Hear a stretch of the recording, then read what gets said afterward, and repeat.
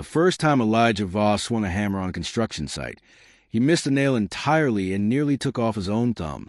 The crew howled with laughter, a rough, good-natured roar that echoed off half-built concrete walls under the merciless Bangkok sun. He stood there in a sweat-soaked shirt 2 sizes too small, borrowed boots already splitting at the seams, and laughed with them because that was the only thing a man named Lek, Lil One, could do when he looked like the world's clumsiest rookie. No one would ever guess that the man, bleeding from a shallow cut on his knuckle, owned the company that was paying their wages. Elijah Voss, 34, heir to a mining and real estate empire that spanned 3 continents, had vanished from the boardrooms of Singapore and the yachts of Monaco 6 weeks earlier. He told no one where he was going. He shaved his designer stubble into uneven patches, dyed his chestnut hair a cheap brassy black, and paid cash for a one-way bus ticket to the outer edges of the city where skyscrapers were still skeletons and the air smelled of dust, diesel, and cow niao mamuang sold from plastic stools. He told himself it was research. He told himself he wanted to understand the people who built his towers before he built more of them. He told himself a lot of things that dissolved the moment he saw her. Her name was Neri, and she sold sticky rice from a weathered wooden cart painted the color of young mango leaves. Every morning at 6:30 she appeared, pushing that cart down the cracked service road that skirted a construction site, the metal wheels singing their familiar squeak, squeak, squeak. She wore the same faded violet sarong every day, the hem darkened with years of splattered coconut milk, and her hair was twisted up in a knot held together by what looked like a broken chopstick. When she smiled, which was often, the left canine tooth glinted gold, and the world seemed less heavy. The men called her Pai Neri, Big Sister, even though she couldn't have been older than 27. They bought her cow in the moon with sankea, with grilled pork, with anything that would give them an excuse to linger by the cart and listen to her tease them about their lazy hammer swings. Elijah Lek stood at the back of the line every single day, clutching his 3 crumpled 10-baht notes, trying not to stare too hard the way the sun lit the fine down on her forearms when she scooped warm rice into banana leaf packets. On the 19th day, he finally found the courage to speak more than 1 pork, please. You always buy the same thing, she said, not looking up from wrapping his order with the speed of someone who had done it 10,000 times. Don't you ever want to try the mango? I saved the mango for payday, he lied, because the real Elijah Voss had eaten breakfast that morning on a private jet flown in from Phuket and still had the faint taste of French champagne in his mouth. She laughed low and warm and slid an extra piece of custard across the tin counter. Today you have payday early, Lek. He ate it standing right there, grease staining his fingers, the sweetness bursting against his tongue like summer itself. When he tried to pay for the extra, she waved him off. You work hard. I see you. You carry more rebar than men twice your size. He wanted to tell her he could buy this entire street, if he felt like it.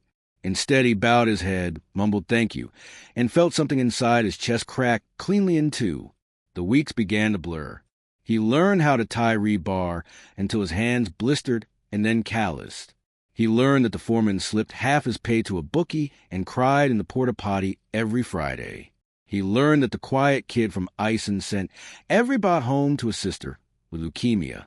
And every morning, every single morning, Neri was there with her cart and her smile that didn't seem to care that the world had dealt her a small hand. One night the sky opened in sheets of silver rain. The crew huddled under corrugated roofing, smoking and cursing the delay. Elijah slipped away, borrowed a battered umbrella from a security guard, and walked a half-kilometer to where Neri was wrestling to cover her cart with a torn blue tarp. Water streamed down her face, mixing with the sweat at her temples. Without thinking, he held the umbrella over her head while she fought with the knots. You'll get sick, he said. I've been sick before. She didn't look at him, just kept tugging at the rope. Sick is when the rice goes bad, and you have no money to buy more. This is only wet. He reached over and took the rope from her trembling fingers, tied it with the neat precision of a man who once tied his yacht to piers in Capri. She watched his hands, then looked up at him, rain dripping from her lashes. You're not like the others, Lek. His heart stopped. What do you mean? You move like someone who's never had to be afraid of anything. She said it softly, almost sadly, but your eyes are afraid anyway. He wanted to tell her everything right then, about the penthouses that felt like museums, about the women who loved his bank account more than his silences, about the father who died leaving him a fortune and the instruction never to trust anyone who knew its size.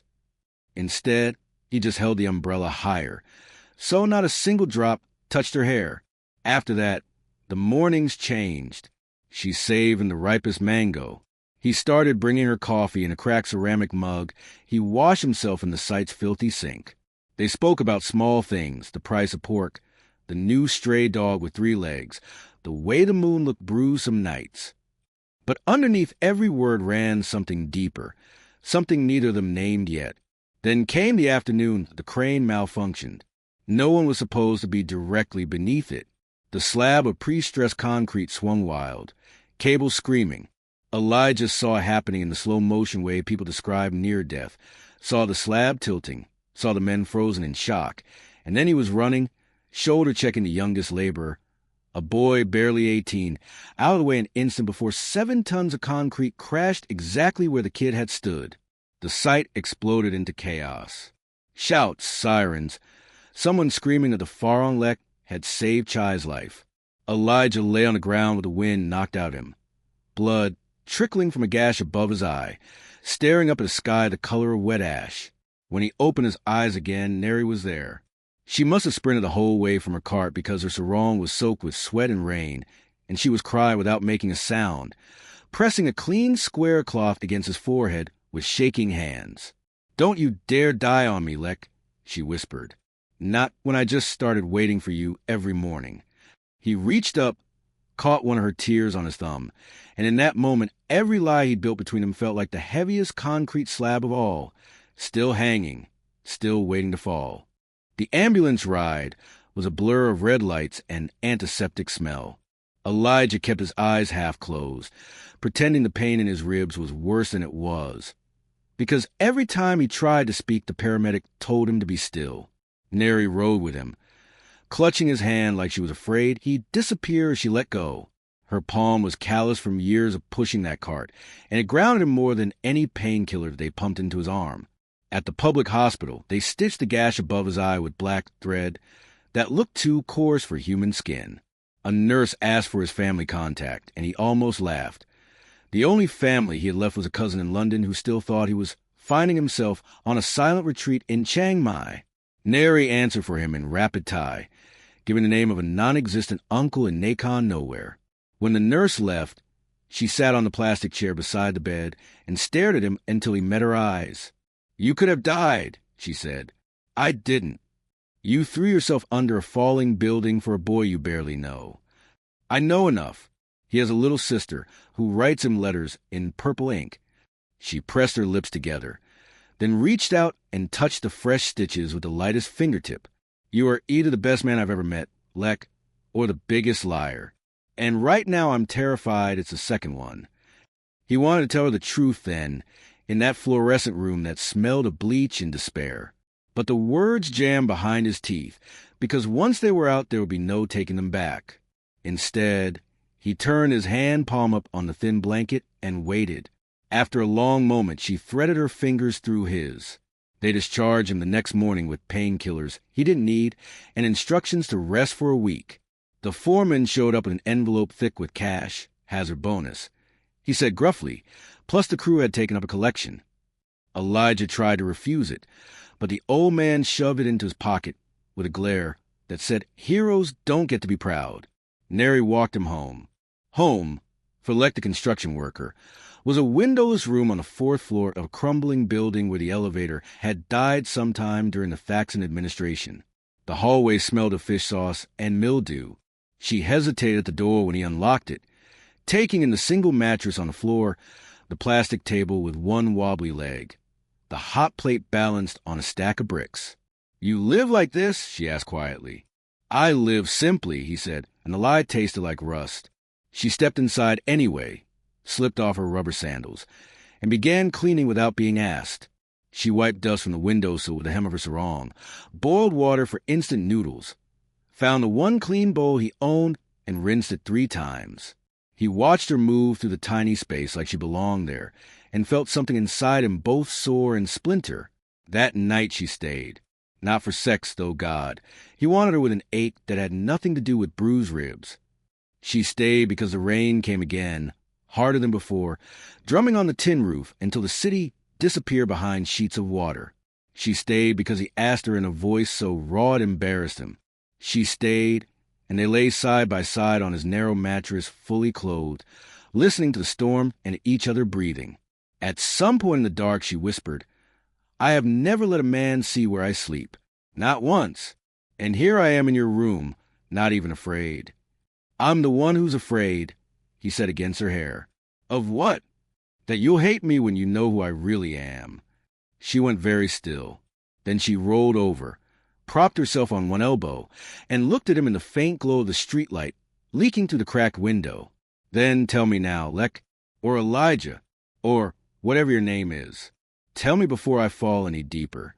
His heart slammed against broken ribs. He opened his mouth. His phone rang. Not the cheap burner he used as Lek. The real phone. The one that lived wrapped in a sock at the bottom of his duffel bag. The one no one on this continent was supposed to have a number for. He froze. It kept ringing, shrill, and demanding, the custom tone he'd assigned to only one person in the world. His executive assistant, Amara. Neri's eyes narrowed. "You gonna answer that?" "Aye." The ringing stopped, then started again immediately. Whoever it was would not give up.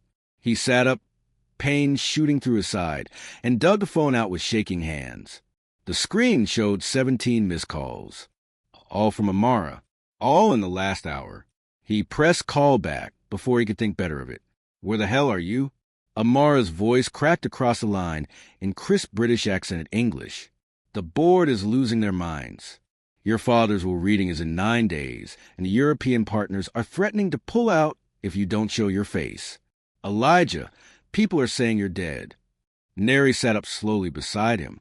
She couldn't understand the English, but she understood the tone, and she saw his face. "I'll be there," he said in Thai, then switched to English. "Give me a week." "You have 4 days, max." I've kept the story contained, but the Financial Times is sniffing. There's a helicopter on standby in Utapao. Tell me where to send it. I said a week. Elijah. He ended the call. The silence that followed was worse than any storm. Neri stood up, slipped her feet into her sandals, and walked to the door. He scrambled after her, ribs screaming. "Neri, please." She turned the knob, then paused. "My mother used to say rich men play poor to feel something real. Then they go home when they're bored." Her voice didn't shake, but her knuckles were white on the doorknob. "Was I something real, Elijah?" He couldn't breathe. "You're the realest thing that's ever happened to me." She studied him for a long moment, eyes shining with tears she refused to let fall. "Then prove it. Stay. Don't go back to whatever that was. Stay and be Lek until the building is finished. Until the last brick is laid. If you can do that, I'll believe you." She stepped into the hallway. The door closed softly between them. He stood there until the sky outside turned the color of weak tea, phone in one hand, the envelope of hazard money in the other.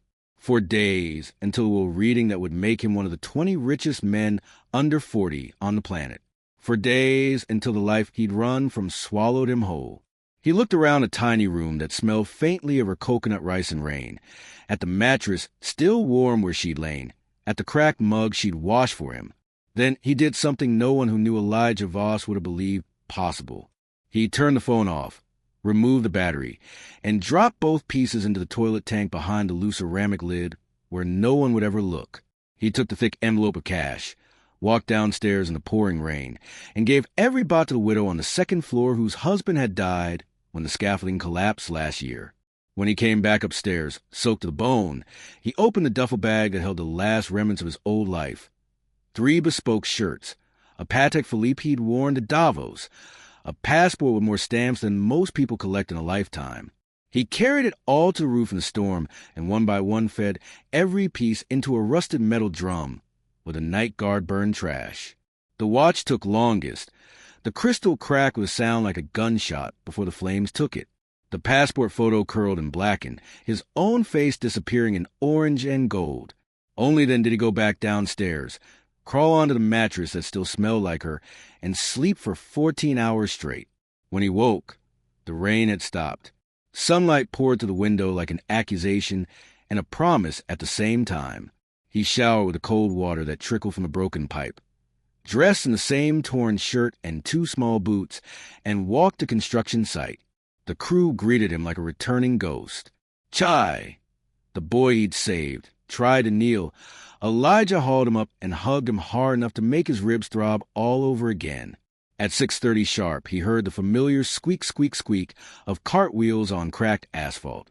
Neri stopped at the gate, staring at him as if she couldn't decide whether to run or to hit him. Her eyes were red-rimmed, her mouth set in a line he'd never seen before. He walked over slowly, hands open at his sides. "I'm here," he said simply, "until the last brick." She looked at him for so long he started to shake. Then she reached into the cart, pulled out a perfectly ripe mango, and placed it in his scarred palm. "Breakfast," she said, voice husky. "Don't be late tomorrow, Lek." And for the first time in his entire life, Elijah Voss, no Lek, felt the terrifying, exquisite freedom of a man who had nothing left to lose and everything to earn, one sunrise, one hammer swing, one shared mango at a time. The building rose floor by floor, a gleaming spine of glass and steel against the bruised Bangkok sky, and every meter of it was paid for in sweat that belonged now to Lek alone. He worked until his shoulders burned and his palms split, until the other men stopped teasing him about soft Farong hands and started calling him P. Lek with genuine respect. He learned to curse in Ison dialect, to cook som tam that made the Lao workers weep for home, to fall asleep the instant his head touched the mattress and wake before the roosters because Neri's car arrived at 6:30, and he refused to let her push it the last 100 meters alone. Months collected like dust on the scaffolding. The hazard bonus money was long gone, given away in quiet envelopes to mothers whose sons had fallen, to grandmothers selling lottery tickets in the rain. Lek's bank accounts, untouched, forgotten, half a world away, grew fatter with interest he never saw. Forbes ran a cover story titled "The Vanishing Heir," dead or simply done, and the world mourned or celebrated, depending on who owed him money. None of it reached the 4th-floor room where a single mango leaf was pressed between the pages of a dog-eared Buddhist prayer book. Neri never asked again about the man he used to be. Some night she traced a pale scar above his eyebrow and whispered, "This is enough story for me." Other nights she cried without explanation, terrified that one morning he would simply be gone, vanish back into whatever golden cage had spat him out. He held her then, promising nothing with words and everything with the weight of his exhausted body curling around hers like a shield. On the day they poured the final rooftop slab, the whole crew climbed the ladders with bottles of Lao Cow and garlands of marigolds. They sang until their voices cracked, poured whiskey onto the fresh concrete for the spirits, tied bright ribbons to the cranes that fluttered like prayer flags. Lex stood at the edge of the finished roof, 38 stories above the city that had remade him, and felt the wind tear through his cheap shirt the same way it tore through $1,000,000 silk. He was thinner, darker, harder in every muscle, and happier than any photograph of Elijah Voss had ever managed to look. Neri found him there near sunset. She had closed her cart early, changed into a simple yellow dress-to-color temple robes, and climbed all 38 floors because the construction elevator was broken again. Her legs trembled when she reached the top, but her eyes were fierce. "I sold the cart today," she said without greeting. He turned, heart-lurching. "What?" "Someone offered a good price, enough to pay my mother's hospital debt and still have a little left." She stepped closer, the wind whipping her hair across her face. "I'm done pushing wheels before sunrise. I want mornings with you instead." He couldn't speak. The sun was bleeding gold across the horizon, setting the chow fry on fire, turning every window in the city into a mirror flame. She pulled a small cloth pouch from her pocket and pressed it into his hand. Inside was a gold canine tooth she had worn since she was 16, the one that had glinted every time she smiled at him across steaming rice. She had gone to the dentist that morning and had it removed. "For the future," she said, voice trembling only slightly. "So we start even. No old gold, no old names. Just us." He stared at the tiny tooth in his calloused palm and felt the last piece of Elijah Voss crumble away like rust in the rain. That night they took the overnight train north, third-class seats with cracked vinyl, because it was the only tickets left and because neither of them cared. They sat pressed shoulder to shoulder, watching the city lights fade into rice fields silvered by moonlight. Somewhere past Utah, he fell asleep with his head on her shoulder and dreamed of nothing at all, the first dreamless sleep of his adult life. They married at dawn in a tiny temple outside a village no map bothers to name. The monks chanted in Pali older than empires. Chai, the boy had saved, stood witness in his one good shirt. Neri wore white cotton and jasmine in her hair. Lek wore the same faded blue worker's shirt he'd owned for a year, now soft as cloth from 1,000 washings. They poured water over each other's hands and promised the simplest vows imaginable: to wake together, to work together, to stay. The village gave them a strip of land nobody wanted, too close to the river, flooded every monsoon. They built a small house on stilts with their own hands, bamboo walls and a tin roof that sang when it rained.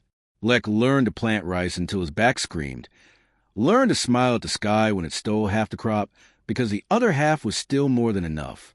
Neri opened a little open-air kitchen under mango trees and served cow nyao mamuang so perfect that people came from provinces away, whispering that the woman with the bright laugh put love directly into the coconut milk. Years slipped past like water through fingers. One afternoon, a shiny black SUV rolled into the village, raising clouds of red dust. Children scattered like chickens. The driver wore a suit too fine for the heat and carried an envelope thick as a brick. He bowed deeply to the man splitting bamboo by the river and said in careful Thai, "Can Elijah, the company is yours now whether you want it or not. The trustees beg you to sign, just once, so the employees do not lose their jobs." Lek wiped sweat from his eyes with the hem of a shirt gone colorless from sun and wash. 3 small children, 2 with their mother's smile and 1 with his stubborn chin, watched from the veranda, bare feet swinging. He took the pen. For a moment, the weight of the old world pressed down. Private jets, marble floors, the hollow echo of ballrooms filled with people who never asked how he slept. Then Neri walked out, carrying a tray of iced mango and sticky rice for the visitor. She had silver now at her temples and laugh lines deep as riverbeds, and when she looked at him, the years fell away, and he was again the man bleeding on a construction site who had finally found something worth bleeding for. He signed the papers with a new name, like Suksai, husband of Neri, father of Sanisa, Elijah, and Little Joy. In the space marked former controlling shareholder. Beneath it, he wrote a single line in English no one there could read. Everything I needed was never mine to begin with. Donate my shares to the Workers' Cooperative and the Children's Hospital in Bangkok. I already have my fortune. He handed the envelope back, accepted a plate of mango from his wife, and watched the SUV disappear down the dirt road in a cloud of dust that settled like red gold in the late light. That night the moon was full and low, hanging over the rice fields like a lantern someone forgot to blow out. Lek and Neri sat on their veranda steps, shoulders touching, listening to frogs and the soft breathing of sleeping children inside. "Do you regret it?" she asked quietly. "Even a little?" He thought of yachts he no longer owned, of headlines that called him the billionaire who vanished, of a watch melted into slag on a rainy rooftop long ago. He turned and kissed the place where her gold tooth used to be, tasting mango and forever. "Never," he said. "I was poor until I met you." And under that perfect moon, in a house built by hands that once held the world and chose to let it go, they leaned into each other the way old trees lean, roots tangled, branches high, leaves whispering the same secret to every wind that passes. Some men spend their lives chasing thrones made of gold. The luckiest fall off the edge of the world and land in a woman's laugh, barefoot in the mud, richer than any king who ever lived.